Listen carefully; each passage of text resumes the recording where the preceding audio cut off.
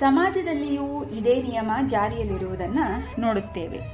ಪಾಂಡಿತ್ಯ, ಅಧಿಕಾರ, ಐಶ್ವರ್ಯ ಎಲ್ಲರಿಗೂ ಹಂಚಿ ಹೋಗುವುದಕ್ಕಿಂತ ಮುಂಚೆ ಕೆಲವು ವ್ಯಕ್ತಿಗಳಲ್ಲಿ ಸಂಗ್ರಹವಾಗುವುದು, ಅಲ್ಲಿಂದ ಇತರ ಕಡೆಗೆ ಹರಿದು ಹೋಗುವುದು.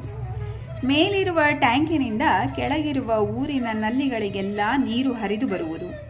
ಹೀಗೆ ನೀರನ್ನು ಕಳುಹಿಸುವುದಕ್ಕಾಗಿ ಮೇಲೆ ಟ್ಯಾಂಕನ್ನು ಕಟ್ಟಿದ್ದಾರೆ.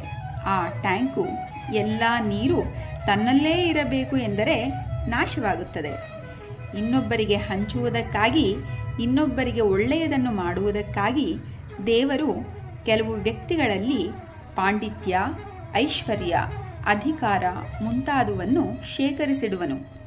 ಯಾವಾಗ ಆ ವ್ಯಕ್ತಿ ಬರೀ ಶೇಖರಿಸುತ್ತಾ ಹೋಗುವನೋ, ಹಂಚುವುದಿಲ್ಲವೋ, ಅವನು ಆಗ ಹಾಳಾಗುತ್ತಾನೆ.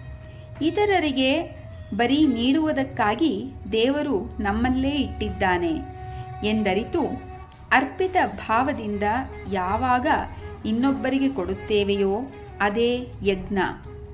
ಇದೇ ವ್ಯಕ್ತಿಗೆ ಮತ್ತು ಜನಾಂಗಕ್ಕೆ ಕಲ್ಯಾಣಕಾರಿ. ಗೀತೆಯಲ್ಲಿ ಬರುವ ಒಂದು ಅಮೋಘವಾದ ಭಾವನೆ ಇದು. ಶ್ರೀ ಕೃಷ್ಣ ಪರಮಾತ್ಮ ಗೀತೆಯಲ್ಲಿ ಇನ್ನು ಏನನ್ನೂ ಹೇಳದೆ ಈ ಯಜ್ಞ ಭಾವನೆಯೊಂದನ್ನು ಮಾತ್ರ ಕೊಟ್ಟಿದ್ದರೂ ಸಾರ್ಥಕವಾಗುತ್ತಿತ್ತು ಗೀತೆ.